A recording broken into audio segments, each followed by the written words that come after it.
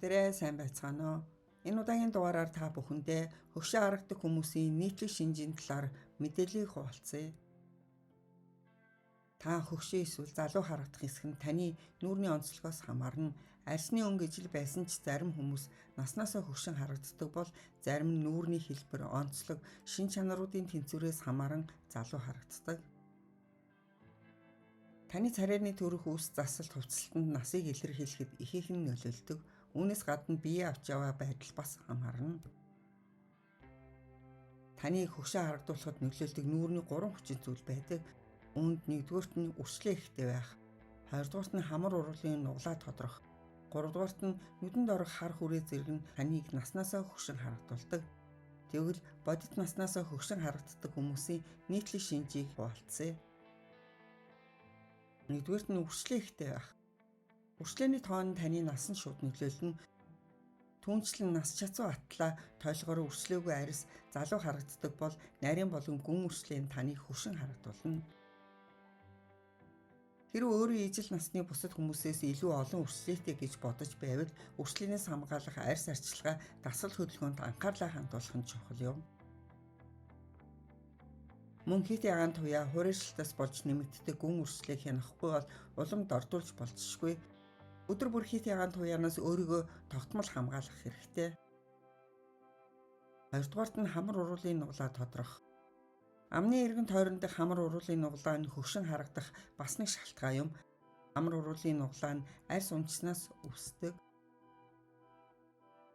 Хэрвээ та төвийг сагсан царайтай байж нүүрний булчингаа ашиглахгүй бол тэдгээр нь айзмаар суларч унжиж хамар уруулын нуглаа буюу инээмсэглэлийн зураасыг үүсгэдэг. Арьс арчилгаа хангалтгүй арьс хуурайсан зэрэг шалтгаан нь хамар уруулын нуглаа үүсэх магадлал өндөр байдаг. Нарийн үрчлэснээс ялгаатай нь хамар уруулын гүн нуглааг нуухад хэцүү. Үүнийг нуух гэсэн нүүр будалтын оролдлогч үр дүн муутай байдаг. Энэ нь таныг бодит наснаасаа хөгшин харагдуулж болзошгүй. Тиймээс өөртөө анхаарал тавьж нүүрний дасгал хийж үр дүнг мэдрээрэй. Мөн түнчлэн амны болон унтсан байдал нь хөгшөрсөн мэт сэтгэгдлийг төрүүлдэг. Нас ахих тусам амны болон доош татдаг булчингууд давмгаалж ам нь доошоо чиглэсэн мөрийг үүсгэдэг. Амны болон унтсан үед хацрын эдэн доошоо татагддаг тул хамар уруулын гүн нуглаа үүсэх эрсдэл нэмэгддэг. Амны болон өргөхөд хацар нь байгалийн жамаар дээш өргөгдөж нүрийг бүхэлд нь өргөх нөлөө үзүүлдэг. Амны болон өргөх зурчлыг ухамсартайгаар төлөвшүүлэх нь хөгшрөлтийн эсрэг хамгийн хялбар бөгөөд хамгийн үр дүнтэй аргуудын нэг юм. Гуравдугаарт нь нүдэнд орох хар хүрээ үүсэх.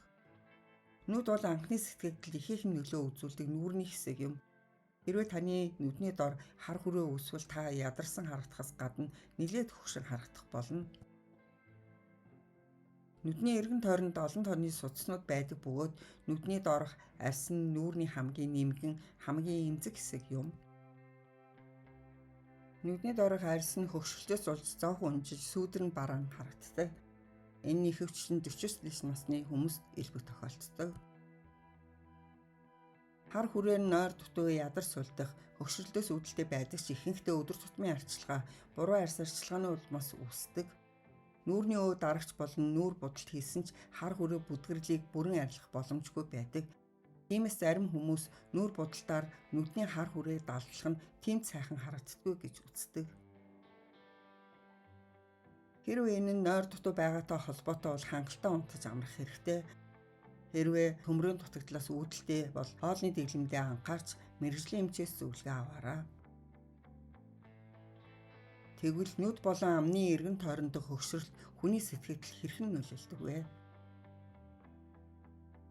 Нүд болон амны хэлбэрийн өөрчлөлт нь бусдын харж буй хүний дотоод мөн чанарын сэтгэгдэл хэрхэн нөлөөлдөг болохыг судлах судалгаа хийсэн байна.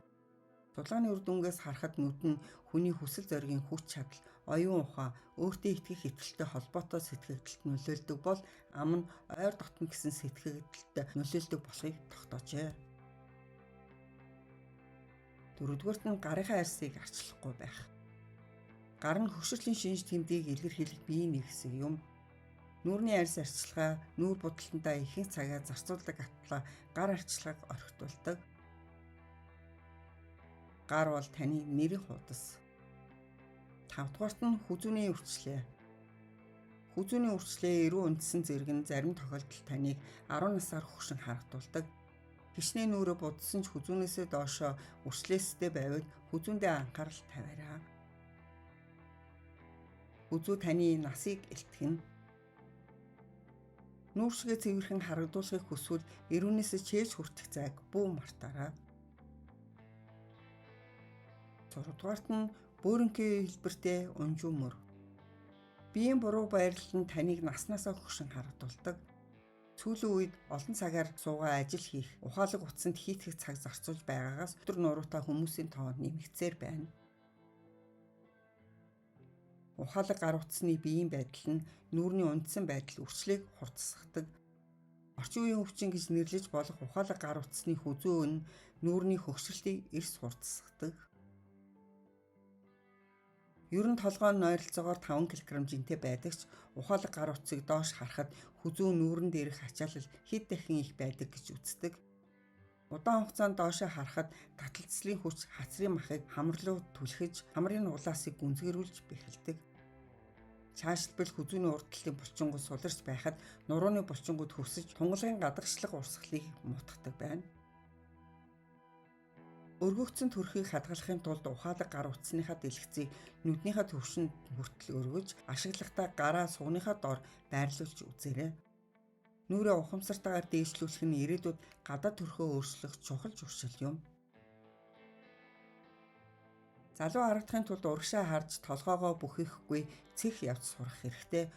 Өөрийн биеийн байрлалыг зөв авч явснаар таны гадаа төрх байдалд ихээхэн өөрчлөлт авчрах болно. 7-дугаарт нь нойр дутуу байх. Нойрны чанар нь арсны нөхөн төлжилт болон өглөөний арсны өнгөнд шууд нөлөөлдөг. Залуу байхын тулд таны бие өсөлтийн даавар ялгаруулж байх хэрэгтэй ба хангалттай унтах нь чухал юм. Унтсны дараа шууд гүн нойрны үеэр ялгардаг өсөлтийн даавар нь коллаген болон галаруны хүчлийн үйлдвэрлэлийг дэмжиж арсны уян хатан чанарыг сэргээхэд чухал үүрэг гүйцэтгэдэг. Хэрвээ та нойргүй амьдралын хэм маягийг үргэлжлүүлбэл арьс нь хурдан хөшөрч болзошгүй. Залуу харагддаг хүмүүс нойрыг гоо сайхны серум гэж үздэг. 8-дугаарт нь нүүр нуруу гарны дээрх илүүдэл өгөх. Насжилттай холбоотой асуудал бол нүүр нуруу гарны дээдх 3 хэсэгт илүүдэл өгөх хуримтлагддаг. 9-дугаарт нь гацрын гялалцсан өнгө байхгүй байх. Таны нас ахих тусам өөрчлөгдөж хацрын хэлбэр нь хөгшөрсөн сэтгэгдэлд төрүүлж байна уу? Тэгвэл хацраа гэрэлтүүлж будалтандаа анхаарч залуу насны сэтгэгдэлд төрүүлээрэй.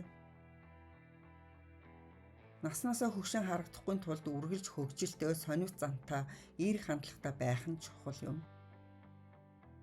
Анхаарал сонсон та бүхэндээ баярлалаа.